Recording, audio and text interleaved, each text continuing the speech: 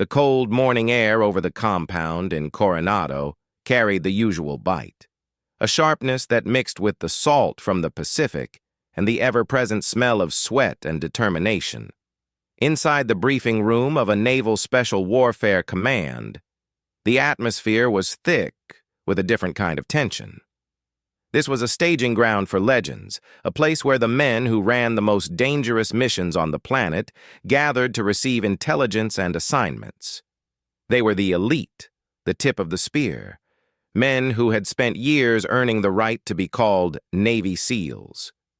They sat in loose clusters, some cleaning already spotless weapons, others quietly reviewing satellite imagery, their collective presence filling the room with an unspoken aura of lethal capability. The door opened, and the low hum of conversation didn't stop. But it changed. It shifted into something more observant, more curious.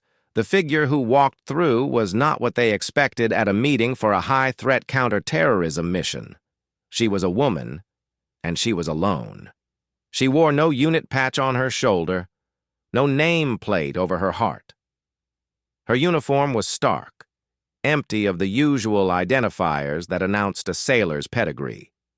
She carried only a slim folder and moved with a purpose that cut through the room like a knife. There were no introductions, no grand announcements. She simply found a spot against the wall, leaned back, and waited. The silence she brought with her was deafening. Then, slowly, almost imperceptibly at first, the atmosphere shifted again. It began with one man, a seasoned operator with a trident pinned to his chest. He looked at her, looked at the empty space where a name should be, and recognized something that transcended uniforms and titles. He rose to his feet. Across the room, another followed suit, then another. Within moments, every single SEAL in that room was standing. No one had given an order. No one had asked for respect to be paid. It was an instinctive, primal acknowledgement of a truth they all understood in their bones. The person in the room with the least to say was usually the one with the most to teach. This woman, this ghost, with no nameplate, had arrived.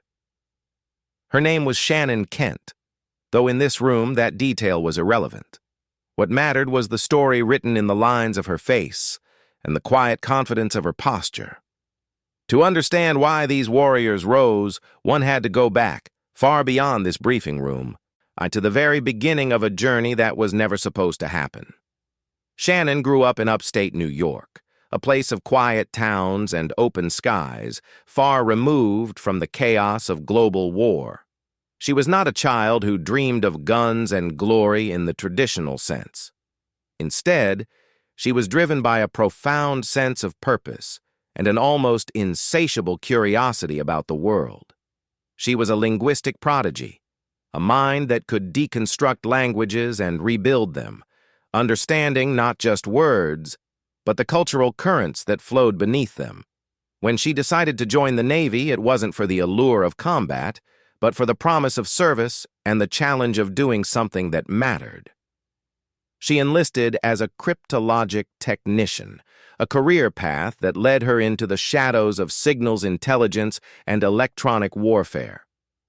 But Shannon was never content to stay behind a desk. She possessed an intellectual firepower that demanded to be used on the front lines. She threw herself into the grueling world of special operations support, quickly realizing that to truly understand the enemy, you had to be willing to get closer to him than anyone else.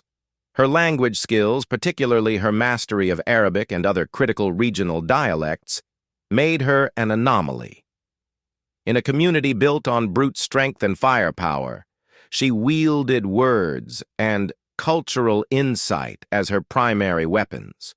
She volunteered for every deployment, every challenging assignment, embedding with units so secretive that their very names were classified. She didn't just want to intercept the enemy's communications. She wanted to understand his mother, his wife, his fears. She knew that the most valuable intelligence often came not from a satellite, but from the quiet conversations had over tea in a village compound. This relentless drive to be at the tip of the spear led her to a level of operational proficiency that few could match, regardless of gender. She became a master of human intelligence, building networks of sources in the most dangerous places on Earth, all while maintaining the cover of a support officer. But the path she walked was a lonely one. In the early years of her career, the official doors to special operations were technically closed to women. She was a pioneer without a map, carving a trail through dense underbrush with her bare hands, facing not just the enemy overseas, but the skepticism and bias of some at home. She was often the only woman in a compound full of men, in navigating a world of hyper-masculine culture with a quiet grace that masked an iron will. She proved her worth not by demanding respect, but by earning it. One mission, one piece of life-saving intelligence, one act of courage at a time. It was in this crucible that she met her husband, Joe Kent, a Green Beret who recognized in her a kindred spirit, a warrior whose love for family was matched only by her love for country. Theirs was a bond forged in war zones, a partnership of two operators who understood the weight of the secrets they carried. They built a life together, a family of two young boys, sandwiched between combat deployments and the constant low-grade hum of operational secrecy. Shannon balanced the impossible. She was a mother who nursed skinned knees and packed school lunches, and a hunter of the world's most wanted terrorists, capable of flipping a switch and descending into the darkness required to track men who wished to do her country harm. This duality, this seamless transition between two completely disparate worlds, was perhaps her most remarkable trait. It was this woman, forged in the fires of 1,000 small battles and the quiet moments of motherhood, who now stood in that Coronado briefing room, waiting to share the product of her latest hunt with the men who would pull the triggers. The intelligence Shannon laid out in that room was not the kind found in standard reconnaissance reports. It was a tapestry woven from threads so fine that only she could see the pattern. For months, she had been operating in the most austere and dangerous environments, not as a shooter, but as a gatherer. While SEAL teams kicked down doors, Shannon was often outside the wire in a different capacity, building relationships with local populations, leveraging her linguistic genius to win the trust of people who had every reason to trust no one. She understood that in the tribal regions where she operated, a woman could go where men could not. She could enter homes, speak to wives and mothers, and gather the subtle human intelligence that no drone or satellite could capture. She was a master of the soft knock, the patient, persistent approach that pried open secrets without firing a shot. The men in that room, the ones who had risen to their feet, had heard whispers of her work. They knew of operators whose lives had been saved, because Shannon Kent had predicted an ambush based on a pattern of speech she'd overheard in a marketplace. And they knew of high-value targets who had been located not by a tracker, but by Shannon's ability to analyze cultural nuances that pinpointed a terrorist's hiding place. They stood because they knew that the slim folder she carried contained more than just coordinates and target profiles. It contained the accumulated wisdom of a woman who had spent years living in the shadows, staring into the abyss, and refusing to blink. She briefed with a clarity and precision that left no room for doubt. She didn't speak of actionable intelligence in abstract terms. She spoke of people, of places, of the specific habits of a specific man. She knew the target's favorite food, the name of his favorite goat, the route he took to visit his second wife. This level of granular detail, this intimate knowledge of the enemy's life, was the holy grail of special operations. It turned a dangerous mission into a calculated risk. It allowed the men in the room to move with a certainty that was priceless. As she spoke, the initial surprise at her presence faded, replaced by a deep professional respect. They weren't looking at a woman, they were looking at an operator, a peer, a critical asset to their survival. The barriers of gender, the unspoken rules of the brotherhood, dissolved in the face of her undeniable competence. She was one of them. Not because she could do 1,000 pull-ups, but because she possessed a different kind of strength, a mental and emotional fortitude that was just as essential to the mission as any physical attribute. The briefing concluded, and the questions began. They were sharp, tactical, and devoid of condescension. And she answered each one with the same quiet authority, never raising her voice, never seeking to dominate, simply providing the clarity they needed. When the room emptied, the men filed out to prepare for the night's work, carrying her intelligence with them like a talisman.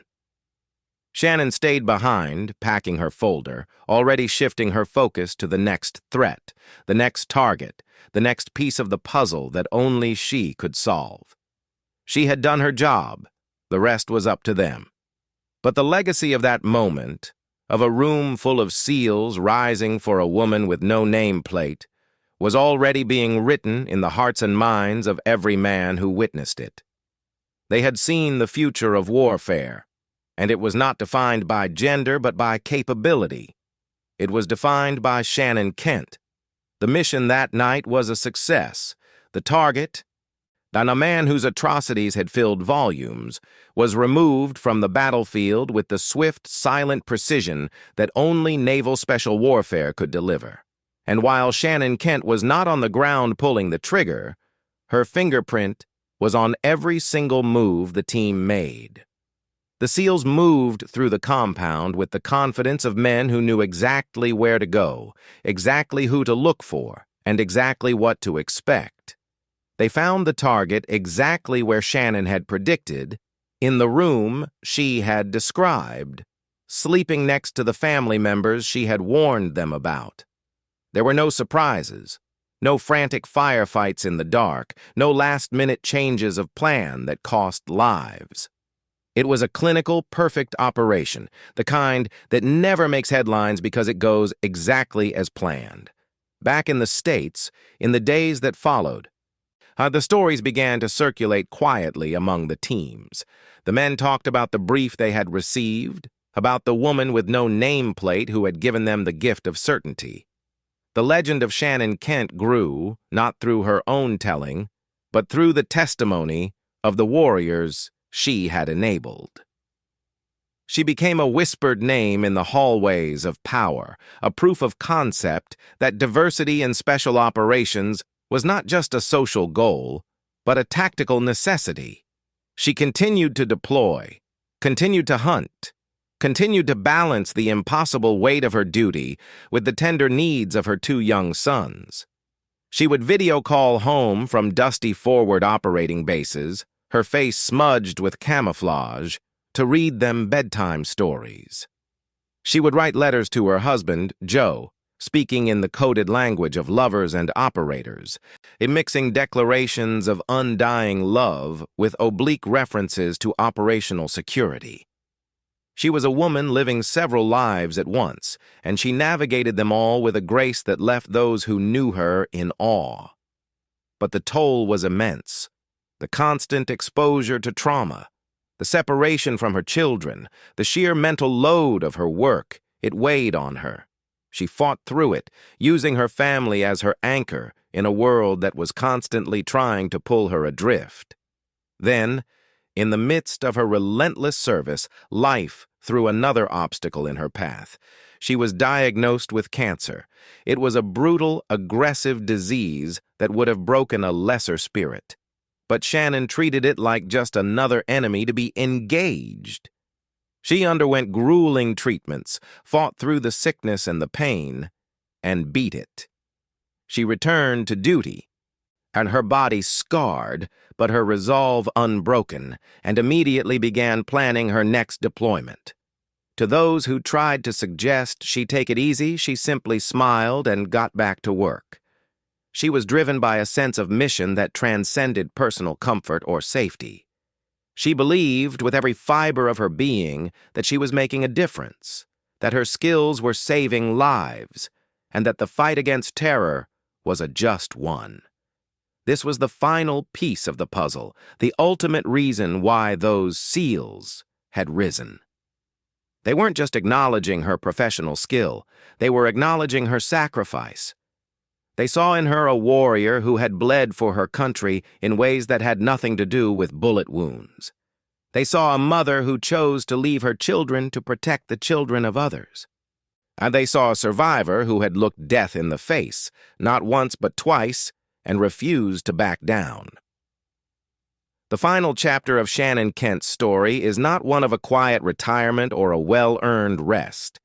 It is a tragedy, but a tragedy of immense purpose. In 2019, she was deployed to Syria, operating once again at the tip of the spear, hunting the most vicious terrorists in the world. She was assigned to a classified mission, working alongside the same elite units she had supported for years. On January 16th, in the town of Manbij, a suicide bomber detonated a vest in the middle of a patrol. Shannon Kent, the linguistic genius, the master intelligence officer, the devoted mother, the wife, the friend, was killed in the blast. She became the first female U.S. service member to die in Syria. And the news sent shockwaves through the special operations community and beyond. For Joe Kent, it was the devastating fulfillment of a fear he had lived with for years. For her two young boys, it was a loss that would shape the rest of their lives. For the Navy, it was the loss of one of its most uniquely talented operators. But in the wake of her death, the story that had been whispered in hallways and briefing rooms finally began to emerge into the light. Her husband, Joe, along with author Marty Skavlund, Jr., worked to tell her story in the book Send Me, a title that captured her entire ethos. In its pages and in the memories of those who served with her, the full picture of Shannon Kent came into focus. And she was not just a woman in combat. She was a pioneer who shattered the most entrenched glass ceiling in the most masculine community on Earth, not with a sledgehammer, but with sheer, undeniable excellence. She proved that the qualities required for success in modern special operations, intelligence, cultural empathy, linguistic ability, patience, and an unbreakable will, were not the sole province of any gender. She expanded the definition of what an operator could be. The SEALs who rose to their feet when she entered the room that day in Coronado knew what the world would later learn. They knew they were in the presence of greatness. They knew they were looking at a warrior whose contributions were as vital as any trigger pullers. They rose not out of politeness, but out of respect. And they rose because Shannon Kent represented the very best of them. She was a silent professional, a quiet hero, a guardian who walked among them without fanfare, but with an impact that was immeasurable. Her legacy lives on in every woman who now dares to dream of wearing a trident, in every operator who understands that the battlefield of the 21st century requires every tool in the box, regardless of the shape it takes. It lives on in her sons, who will grow up knowing that their mother was a force of nature, a woman who stood tall in a world of giants and proved that the human spirit, when fueled by purpose, is unstoppable. And it lives on in the memory of that single powerful moment, a room full of America's most elite warriors, standing at attention for a woman with no nameplate, because they knew, without a doubt, that she had earned her place among them,